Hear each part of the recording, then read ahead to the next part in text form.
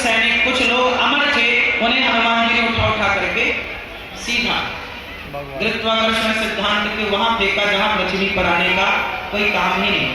तो दोनों युद्धों में इस गुरुत्वाकर्षण सिद्धांत का पालन हुआ है। अब किस आधार से न्यूटन कहते हैं कि मैंने दिया? अब आप लोग वेद पुराण नहीं पढ़ोगे तो जो जैसा कह देगा आप वैसा मान लेंगे, क्योंकि आपको खुद का ज्ञान तो है। आपने कह दिया कि जो जीता वही सिकंदर, क्यों जी जो जीता वही सिकंदर सही है, या जो जीता वही महाराणा प्रताप सही है? हाँ, महाराणा प्रताप क्या सिकंदर को हमारे देश के महाराजाओं ने हराया नहीं था? पोरस ने हराया था सिकंदर को, चंद्रगुप्त ने हराया था सिकंदर को। इतिहास पढ़ लेना खूब करीब से। लेकिन हमें पढ़ाया गया जो जीता वही सिकंदर, गलत पढ़ाया गया। अब उसका हम क्या करें? गलत पढ़ाया गया, कुछ चीजें गलत पढ़ाई गई हैं, अभी भी हमें गलत पढ़ाया जाता है। हमने पढ़ा है गा से गणेश, गा गणेश का, आजकल पढ़ाते हैं गा गधे का। अब गधा पढ़ाएंगे और गधा पढ़ेंगे तो गणेश जैसी बुद्धि कहां से लाएंगे? विडंबना तो ये है कि हम विदेशी संस्कृति पढ़ रहे हैं, विदेशी चीजें कुछ पढ़ रहे हैं, अपनी भारतीयता को जान ही नहीं रहे, अपने भारतवर्ष को पढ़ ही नहीं रहे। समस्या ये, वरना चलो बताओ घड़ी का आविष्कार किसने किया? आपको पता है घड़ी का आविष्कार किसने किया? नहीं। फाइनली जो घड़ी का वैसे तो अपडेट बहुत लोगों ने किया है, उसे सुधार, इसलिए किसी बहुत लोगों ने प्रयास किया उसके लिए, पर जो बाद में फाइनल हुआ 10 ने किया। इसलिए नई घड़ी आप खरीदने जाते हैं तो घड़ी में 10:10 भी होता है। नई घड़ी कितना समय बताती है? बोलो। 10 10:10 इसलिए बताती है क्योंकि घड़ी बनाने वाले वैज्ञानिक का नाम भी 10।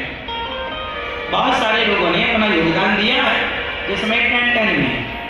इसलिए समझिएगा घड़ी का आविष्कार हुआ कितना समय हो गया?